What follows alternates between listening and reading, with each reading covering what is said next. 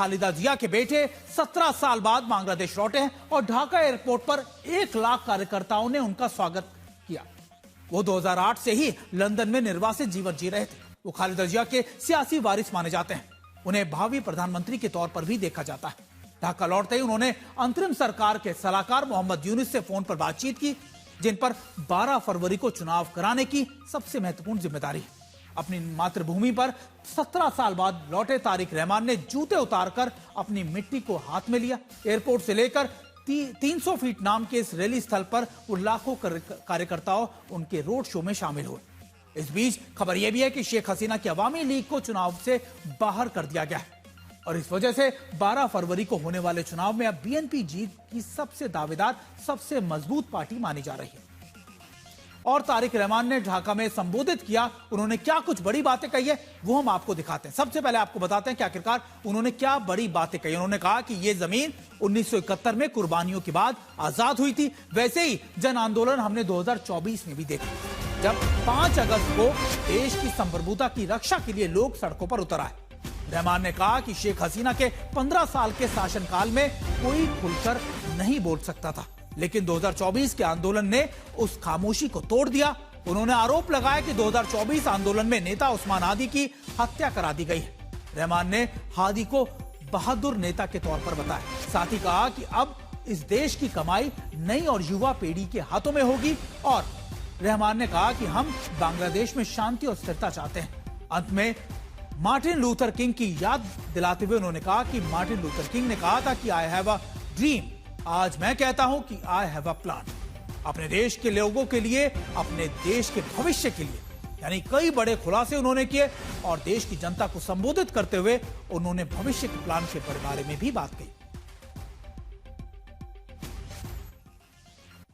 और हमारे लिए सबसे पहले यह समझना जरूरी है कि तारिक रहमान की वापसी भारत की कूटनीति और राजनीति के लिए कितनी अहम है, इस पर बात करेंगे। लेकिन पहले आपको ये रिपोर्ट दिखाते हैं जो आपको बताएगी कैसे शेख हसीना के तख्ता पलट के बाद अब भारत ने बीएनपी के साथ मेलजोल बढ़ाया है, ताकि पाकिस्तान पर यूनुस सरकार के ऊपर प्रभाव डाला जा सके और उन पर एक तरीके से प्रेशर डाला जा सके। 17 साल बाद तारिक रहमान बांग्लादेश लौटे।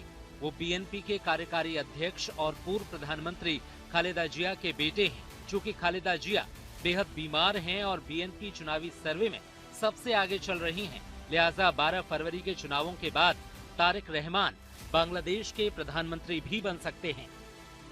शेख हसीना की अवामी लीग का तख्ता पलट होने के बाद बनी यूनुस की अंतरिम सरकार में जमात इस्लामी जैसे कट्टरपंथी तत्वों का प्रभाव बढ़ा है। यूनुस सरकार खुलकर पाकिस्तान के साथ और भारत के खिलाफ नजर आई है।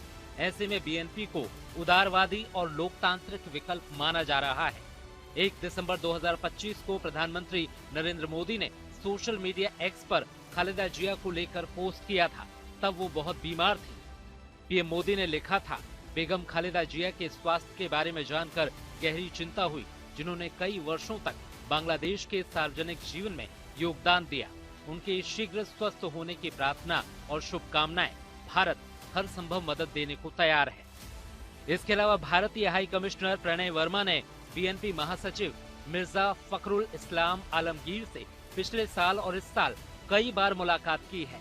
तो ये मुलाकातें हों या पीएम मोदी का खालिदा जिया पर पोस्ट, इसे बेहतर संबंधों की नई शुरुआत का संकेत माना जा रहा है। इसका मकसद यही है कि बीएनपी सत्ता में आए तो रिश्ते मजबूत रहें। भारत का मानना है कि बीएनपी के कदमों का अनुमान लगाया जा सकता है और उसे एक उदार विकल्प के तौर पर देखा जा रहा है, खास तौर पर इस वजह से क्योंकि उसने कट्टरपंथी जमात इस्लामी की आलोचना की है। बीएनपी नेता तारिक रहमान ने बांग्लादेश फर्स्ट की नीति अपनाई है, यानी न दिल्ली न रावलपिंडी बल्कि बांग्लादेश के हितों को वो आगे बढ़ाना चाहते हैं। और अब तक का इतिहास यही बताता है कि भारत के निर्यात पर निर्भर बांग्लादेश भारत के साथ बेहतर संबंधों के बिना आगे नहीं बढ़ सकता है। ढाका में आशुतोष मिश्रा के साथ आज तक ब्यूरो। बांग्लादेश को लेकर भारत की चिंता इसलिए भी है क्योंकि यूनुस का रुख पूरी तरीके से भारत की ओर हमेशा झुकता हुआ नजर आया। इसका कारण है वो कट्टरपंथी जिनके समर्थन से यूनुस अंतरिम सरकार के मुखिया बन गए। आपको दिखाते हैं कि वो तमाम तस्वीरें जो दिखाती हैं कि कैसे पाकिस्तान के जुर्म से बांग्लादेश को आजादी तो मिल गई थी, लेकिन जिसमें उसके सैन्य संबंध टूट गए उसे यूनुस ने कैसे दोबारा से जोड़ दिया। पाकिस्तान के नौसेना चीफ ढाका पहुंचे तो बांग्लादेश के जनरल पाकिस्तान में आसिफ मुनीर से मिले और यूएन में शहबाज और यूनुस से मिले तो पाकिस्तान के विदेश मंत्री इशाक डार ढाका पहुंचे। जनरल शमशाद मिर्जा के अलावा आईएसआई के चीफ तक ढाका पहुंच चुके हैं और इस वजह से यह साफ हो चुका है कि यूनुस बांग्लादेश को भारत विरोधी आग में झोंकने के लिए पूरी तरीके से तैयार बैठे। हम आपको अलग अलग तस्वीरें हम आपको दिखा रहे हैं, समझाने की कोशिश कर रहे हैं कि आखिरकार 18 महीनों में यूनुस ने क्या कुछ किया है। और तारिक रहमान बांग्लादेश तो लौट चुके हैं, सत्ता की कुर्सी भी उनके लिए तैयार की जा रही है। लेकिन आज बांग्लादेश का माहौल सामान्य नहीं है। एक तरफ कट्टरपंथियों का बढ़ता प्रभाव है, दूसरी तरफ आंदोलन करने वाले छात्रों की उम्मीदें हैं और तीसरी तरफ बांग्लादेश की जमहूरियत पसंद आम जनता की आकांक्षाओं में संतुलन बनाना है। तारिक के लिए यह सब कुछ आसान नहीं होगा और इसमें सबसे बड़ी चुनौती होगी बढ़ता कट्टरपंथ, जो बांग्लादेश में अल्पसंख्यकों के लिए मुसीबत खड़ी कर रहा है। बांग्लादेश में छात्र नेता की हत्या के बाद कट्टरपंथियों के निशाने पर अल्पसंख्यक हिंदू आते हैं तो ढाका में क्रिसमस के ठीक पहले भीड़ पर पेट्रोल बम फेंक दिया जाता है। ढाका के मोग बाजार चौराहे पर अफरा तफरी मच जाती है। बांग्लादेश मुक्ति योद्धा संसद सेंट्रल कमांड के सामने फ्लाईओवर के नीचे एक युवक मृत हालत में पड़ा दिखता है। सामने चाय की दुकान नजर आती है। भीड़ में दहशत है। बम निरोधी दस्ता मौके पर पहुंच जाता है। हाथी झील पुलिस स्टेशन के अंदर न्यू एस्कॉटन इलाके में ये असेंबलीज ऑफ गॉड चर्च के पास की मुख्य सड़क थी। रमना डिवीजन की पुलिस मौके पर मौजूद थी। डीसीपी मसूद आलम बताते हैं कि ये पेट्रोल बम था जो फ्लाईओवर के ऊपर से फेंका गया था। पुलिस के मुताबिक ये घटना शाम करीब 7:10 की है। जब युवक चाय की दुकान पर चाय पीने आया तो फ्लाईओवर से उसके ऊपर बम फेंक दिया गया। हमला करने वाले का मकसद क्या था, इसे लेकर पुलिस किसी नतीजे पर नहीं पहुंच पा रही है, लेकिन इस इलाके में मौजूद 2 चर्च को लेकर संवेदनशीलता के हालात हमेशा से रहे हैं। ऐसे में क्रिसमस के ठीक पहले चर्च के बाहर पेट्रोल बम से धमाके के पीछे कट्टरपंथी ताकतों की साजिश के हाथ की आशंका से इनकार नहीं किया जा सकता। आज तक ब्यूरो। और तारिक रहमान के बांग्लादेश पहुंचने से पहले भी अस्थिरता का एक और ऐसा ही वारदात सामने आई है। दरअसल ढाका के जिस मेगा बाजार इलाके में कल शाम क्रिसमस से ठीक पहले धमाका हुआ, वहां आज क्रिसमस के दिन वहां क्या हालात हैं, इसकी एक रिपोर्ट हमारे संवाददाता आशुतोष मिश्रा ने हम तक भेजी। आपको वो भी दिखाते हैं।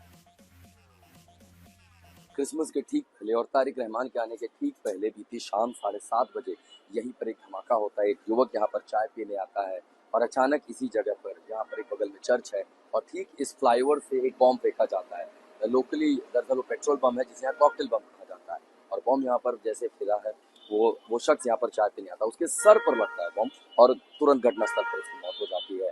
Bomb disposal squad, CID, detective branch और ढाका पुलिस इसकी जांच कर रही है। इस बीच तक जमात इस्लामी जो है उसके अमीर जो है डॉक्टर शफीकुर रहमान, वो भी कह रहे हैं कि एंटी बांग्लादेश एलिमेंट जो है वो यहाँ पर हालात खराब कर रहे हैं। यहाँ ठीक बगल में एक चर्च भी है और आज के ही दिन तारिक रहमान का आगमन भी है। उसके ठीक पहले बांग्लादेश में आपको बता दें कि आचार संहिता भी लागू है और इस बीच में न सिर्फ मॉब हिंसा, न सिर्फ कानून व्यवस्था धराशायी होना, बल्कि बॉम्ब अटैक कई सारे सवाल खड़ा कर रहे हैं। बांग्लादेश में ढाका से आशुतोष मिश्रा, आज तक।